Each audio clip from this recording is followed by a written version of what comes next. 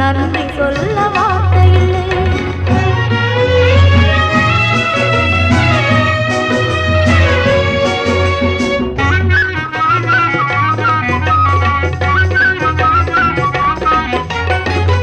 எண்ணி பார்க்க முடியவில்லை, என் சிற்றறிவில் எட்டவில்லை.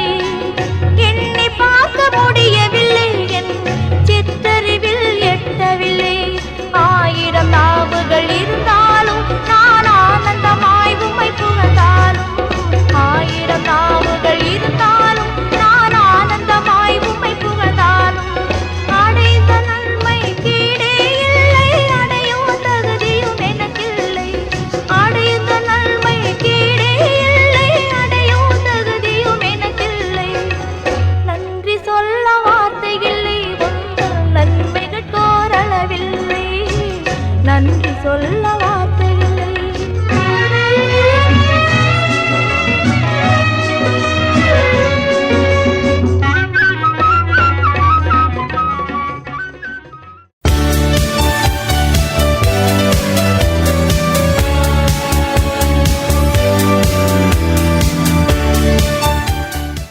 வணக்கம். இந்த நாளில் சின்ன சின்ன வெளிச்சங்களில் இன்னொரு புதிய சிந்தனையை தெரிந்து கொள்வோம். நீங்கள் திருப்தியான வாழ்க்கை வாழ்கிறீங்களா அப்படின்னு யாராவது உங்களை கேட்டால் நீங்கள் என்ன பதில் சொல்லுவீங்க? ஒரு உளவியல் அறிஞர் சொல்லுகிறார், இந்த மனுஷனை திருப்திப்படுத்தவே முடியாது இல்லையா? இப்போ நான் என் அளவில் திருப்தி அடையவே முடியாது. ஆனால் திருப்திகரமான வாழ்க்கைன்னு நம்ம எதை சொல்கிறோம்? நல்ல வருமானம், நல்ல வசதி, நல்ல உறவுகள், நல்ல ஆரோக்கியம், இதெல்லாம் இருந்தால் ஒரு பிரச்சனை இல்லைப்பா, நான் திருப்தியாக இருக்கிறேன்ப்பா அப்படின்னு சொல்கிறோம். ஆனால் மனிதனை முழுமையாக திருப்திப்படுத்த முடியாது என்பது தான் வாழ்வியல் தத்துவம். அப்போது நான் திருப்தி அடையணும்னு சொன்னால், முழுமையாக திருப்தி அடையணும்னு சொன்னால், இல்லை நான் திருப்தியான வாழ்க்கை வாழ்கிறேன்ப்பா அப்படின்னு சொன்னால், எதெல்லாம் செஞ்சால் நான் திருப்தியான வாழ்க்கை வாழ முடியும்? இலக்கியங்கள் சொல்லுகிறது, நீ திருப்தியாகணும்னா சில விஷயங்களை நீ திருப்திப்படுத்தணும். அப்படி திருப்திப்படுத்தினா தான் நீ திருப்தியான வாழ்க்கை. எதெல்லாம் திருப்திப்படுத்தணும்? நான் என் குடும்பத்தை திருப்திப்படுத்தணும், நான் பணியாற்றுகிற நிறுவனத்தை திருப்திப்படுத்தணும், இந்த சமூகத்தை திருப்திப்படுத்தணும். இது மூன்றும் மானுட கடமை. இப்போ என்ன அளவில் எங்கள் குடும்பத்தில் பரவாயில்லைங்க, அவரால் ஒன்றும் பிரச்சனை இல்லை, அவர் பாட்டுன்னு வராரு போகிறாரு அப்படின்னு சொல்லணும். அவரால் எந்த ஆபத்தும் இல்லைன்னு சொல்லிட்டா குடும்பம் திருப்தியாக இருக்குன்னு அர்த்தம். நம்ம வேலை செய்கிற அலுவலகத்தில் அவர் உண்டு அப்புறாணி சார், அவர் உண்டு, அவர் வேலை உண்டுன்னு இருப்பார். அவரால் இந்த நிறுவனத்துக்கு பெரிய ஆபத்தெல்லாம் ஒன்றும் இல்லைன்னு சொன்னால் என் வேலையில் செய்கிற நிறுவனம். சமுதாயத்தில் என்ன பார்க்குறவங்க, நல்ல மனுஷன் சார், அவர் பாட்டு போவார், வர எந்த வம்பு தும்புலையும் கலந்துக்க மாட்டார். சமுதாயத்தை திருப்திப்படுத்துறது. இது அடுத்தது கிறிஸ்தவ கடமை கடவுளை திருப்திப்படுத்துறது. எதற்காக கடவுள் என்னை படைத்தாரோ அந்த இலக்கை, அந்த நோக்கத்தை நிறைவேற்றுகிற வாழ்க்கையை வாழ்றான் கடவுள். பரவாயில்ல, இவனை படைத்தோம், ஏதோ பிரயோஜனமாக வாழ்கிறான், 4 பேருக்கு பிரயோஜனமாக வாழ்கிறான்னு கடவுளை திருப்திப்படுத்துது. இந்த களங்களிலெல்லாம் திருப்திப்படுத்தினால்தான் என்னுடைய வாழ்க்கை திருப்தியான வாழ்க்கை என்று நான் சொல்ல முடியும். நான் திருப்தி அடையிறதில்லை. நான் திருப்தி ஆகணும்னு சொன்னால் ஒரு மனிதன் யாராக இருந்தாலும் இந்த 4 விஷயங்களை திருப்திப்படுத்துகிற வாழ்க்கையை வாழ வேண்டும். குடும்பத்தை, வேலை செய்கிற நிறுவனத்தை, தன்னுடைய சமூகத்தை, திருச்சபையை அப்படின்னு கூட வச்சுக்கலாம். கிறிஸ்தவ வாழ்க்கை கிறிஸ்தவைங்கிறத விட கடவுளை திருப்திப்படுத்துகிற வாழ்க்கை. கடவுளை போய் நம்ம திருப்திப்படுத்த முடியுமா? நிச்சயமாக முடியும். எப்போன்னா, நம்முடைய எந்த நோக்கத்துக்கு நம்மை படைத்தாரோ அந்த நோக்கத்தை நிறைவேற்றுகிற வாழ்க்கையை நம்ம வாழ்ந்துக்கிட்டே இருந்தோம்னு வச்சுங்களேன், ஒவ்வொரு நாடும் கடவுள் நம்மளை பார்த்து திருப்தி அடைவார். இவனை படைத்தது யூஸ்ஃபுல்ப்பா, இதை ஏன் தான் படைச்சோமோ. சில பெற்றோர்களே சொல்லுவாங்க, தெரியல, உன்னை ஏன் தான் பெத்தேன்னு தெரியல அப்படின்னுவோம். இப்போ பிள்ளைங்களே கேட்குறான், என்னை ஏன் பெத்த அப்படின்னு. இப்போ இந்த ஆர்கியூமெண்ட் தான் ஓடிட்டுருக்கு. உன்னை ஏன் பெத்தேன்னு தெரியல அவன் சொல்கிறான், நீ ஏன் என்ன பெத்தேன்னு கேட்குறான்னு தெரியல. இந்த கேள்விக்கு பதில் சொல்கிறதுக்குள்ளே 2 பேர் ஆயுளும் முடிஞ்சு போடும். ஆனால் அப்படி இல்லாமல் கடவுள் என்னை ஒரு நோக்கத்தோடு படைத்திருக்கிறார். அந்த நோக்கத்தை நிறைவேற்றி எனக்கு பல்வேறு களங்களை கொடுக்குறார். அந்த களங்கள் தான் குடும்பம், வேலை செய்கிற இடம், சர்ச்சு, சொசைட்டி. இந்த சொசைட்டி எல்லாம் திருப்திப்படுத்தி சரியான கிறிஸ்தவனாக வாழ வேண்டும். அதனால் கடவுள் நம்மளை பவர்ஃபுல் லைஃபுக்கு அழைக்கலைனாலும் ஃபெய்த்ஃபுல் லைஃபுக்கு நம்மளை அழைச்சிருக்கிறார். ஆக ஃபெய்த்ஃபுல்லாக இருக்கிறது, கடவுளுக்கு ஃபெய்த்ஃபுல்லாக இருக்கிறது கூட கடவுளை திருப்திப்படுத்துகிற ஒன்று தான். எனவே ஒவ்வொரு நாளும் நான் திருப்திகரமான வாழ்க்கை வாழ வேண்டும் என்று சொன்னால், அல்லது நான் திருப்தியான வாழ்க்கை வாழுகிறேன் என்று கடவுள் என்னை குறித்து சான்று பகர வேண்டும் என்று சொன்னால், என் குடும்பத்தை, என் நிறுவனத்தை, என் சமூகத்தில் திருப்திப்படுத்துகிற முயற்சியை அன்றாடம் நான் தொடர்ந்து கொண்டே இருக்க வேண்டும் என்கிற ஞான வெளிச்சத்தோடு இந்த நாளை தொடங்குவோம். வான்மலர் நேயர்களுக்கு வணக்கம். வான்மலர் இல்லத்தின் நன்கொடை சீட்டு குலுக்கல் பிப்ரவரி மாதம் முதல் வாரத்தில் நடத்துவதாக அறிவித்திருந்தோம். உங்களில் பலரும் அந்த தேதியை தள்ளி வைக்க சொல்லி கேட்டிருப்பதால் குலுக்கல் மார்ச் மாதத்தின் முதல் வாரத்தில் நடைபெறும். எனவே உங்களிடம் இருக்கிற நன்கொடை சீட்டுகளை விரைவாக வான்மலர் இல்லத்திற்கு அனுப்பி வையுங்கள். அதற்கு உரிய பணத்தையும் எம்ஓ அல்லது ஜிபே அல்லது நேரில் வந்தும் செலுத்தலாம். நன்கொடைகள் செலுத்தப்பட்ட சீட்டுகள் மட்டுமே குலுக்கலில் பங்கு பெறும் என்பதை நினைவூட்டுகிறோம். நன்றி. அன்பிற்கினிய வான்மலர் நேயர்களே, இந்த நாளின் கடவுளுடைய வார்த்தைக்கு நேராக உங்களை மகிழ்ச்சியோடு வரவேற்கிறேன். இன்றைக்குரிய தியான பகுதியானது அது 2 கொரிந்தியர் 5ஆம் அதிகாரம் 7வது வசனத்திலிருந்து இருக்கிற வார்த்தையை நாம் தியானிக்க போகிறோம். 2 கொரிந்தியர் 5ஆம் அதிகாரம் 7வது வசனம். நாம் தரிசித்து நடவாமல் விசுவாசித்து நடக்கிறோமே. நாம் தரிசித்து நடவாமல் விசுவாசித்து நடக்கிறோமே. கடற்கரையில் இருந்து நாம் பார்க்கிற போது கடற்கரையிலிருந்து புறப்படுகிற கப்பல் நம்முடைய பார்வைக்கு புலப்படுகிறது. அது ஒரு குறிப்பிட்ட எல்லையை தாண்டி கடலுக்குள்ளாக நாம் கடற்கரையிலிருந்து பார்க்கிற போது நம்முடைய பார்வைக்கு மறந்து போகிறது. நம்முடைய பார்வைக்கு மறைந்து போனதுனாலேயே கப்பல் காணாமல் போய்விட்டது என்று நாம் சொல்ல முடியுமா? ஆனால் இல்லை. அது தொடர்ந்து கப்பலானது கடலில் பயணம் செய்து அது தனக்கான இடத்தை நோக்கி, தனக்கு எங்கே குறிக்கப்பட்டிருக்கிறதோ அந்த திசையை நோக்கி அது பயணம் செய்கிறது.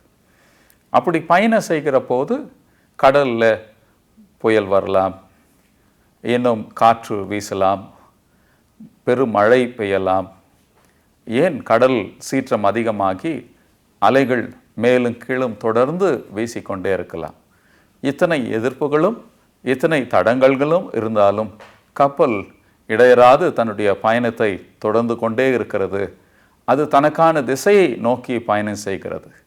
அதை இயக்குகிற அந்த கப்பலினுடைய மாலுமிக்கு தெரியும் எந்த திசையில் எவ்வளவு தூரம் எப்படி பயணம் செய்ய வேண்டும், அப்படி பயணம் செய்தால் எந்த இடத்திற்கு அவர்கள் போய் சேர முடியும் என்பது மாலுமிக்கு தெரியும்.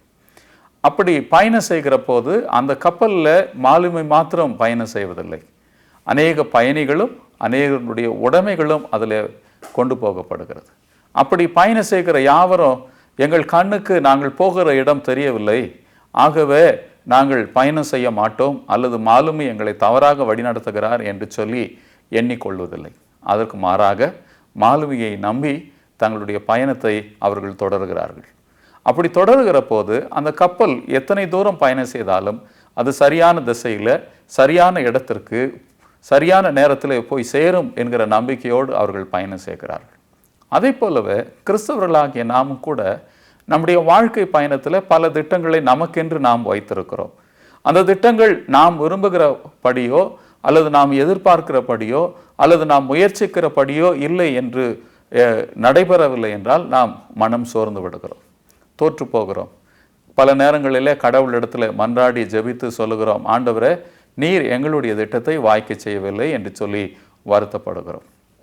இது எப்படி இருக்கிறது என்று சொன்னால், கப்பலிலே பயணம் செய்கிறவர் நான் எங்கே போகிறேன் என்றே எனக்கு தெரியவில்லை, என்னுடைய பார்வைக்கு எந்த திசையும் புலப்படவில்லை, சுற்றிலும் நான் பார்க்கிற போது வெறும் கடல் தான் எனக்கு தெரிகிறது, அதில் தொடர்ந்து காற்றும் அலைகளும் வீசிக்கொண்டே இருக்கிறது, என் படகு நான் பயணம் செய்கிற கப்பல் அசைந்து கொண்டே இருக்கிறது, ஆகவே எனக்கு என்ன செய்வது என்றே தெரியவில்லை என்று சொல்லி கலங்குவதை போன்று இருக்கிறது.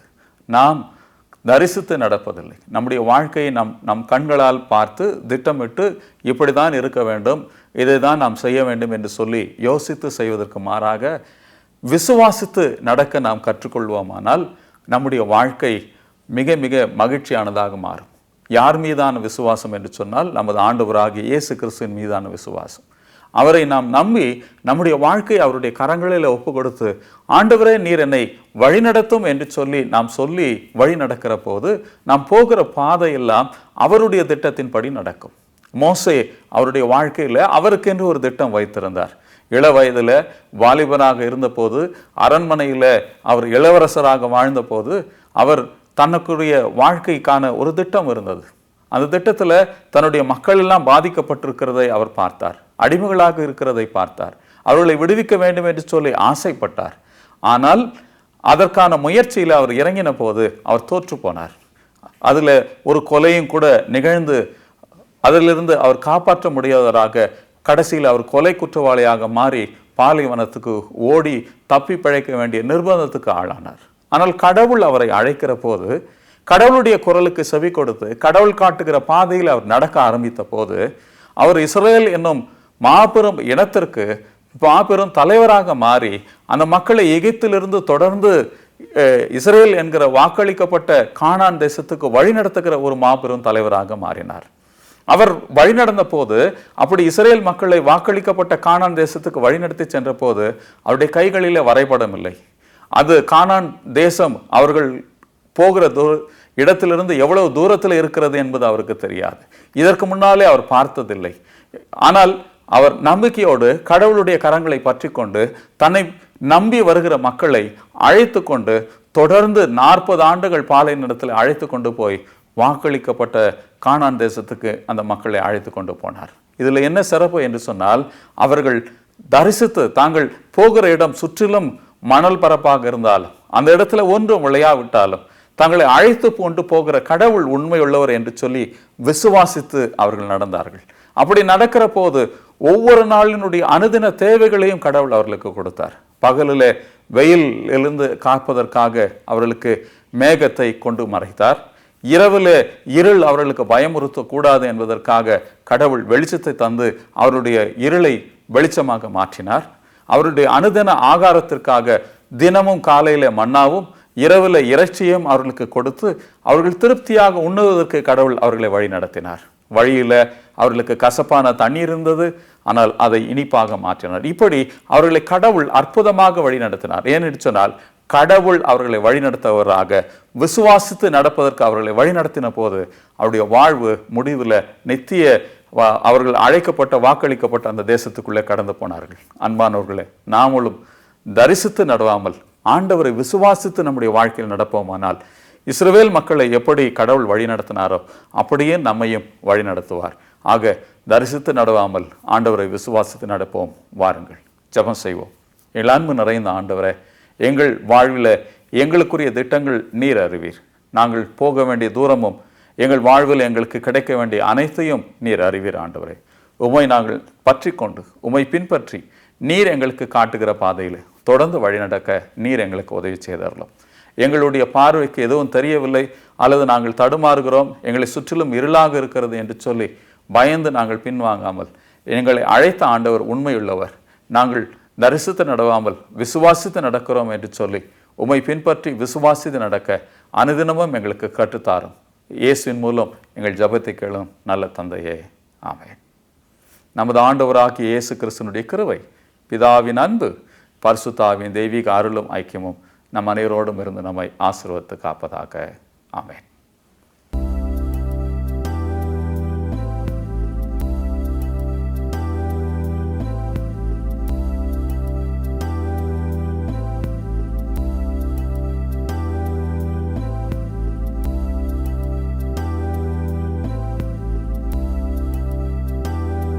வான்மலரின் புதிய முகவரி: கிறிஸ்டியன் மீடியா சென்டர், 105 பாந்தியன் சாலை, 2வது தளம், மியூசியம் எதிரில், எக்மோர், சென்னை 6008.